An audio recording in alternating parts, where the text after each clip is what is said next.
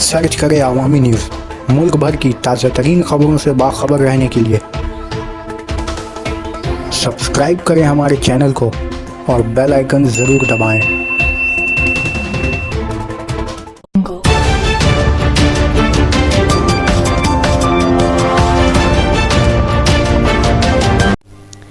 बेहाला पश्चिम में गांधी जी के 100वें जन्मदिन पर रैली।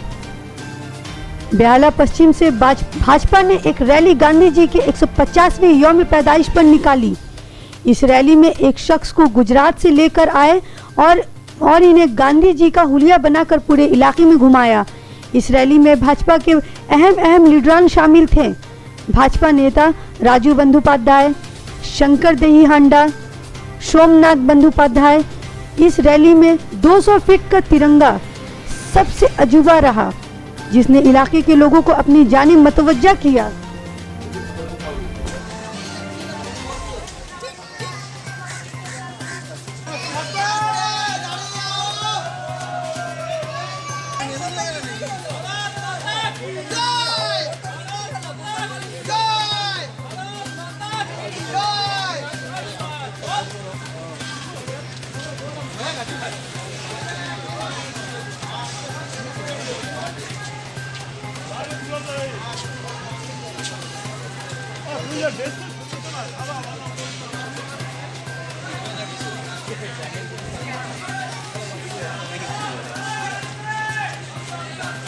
आस्ते आस्ते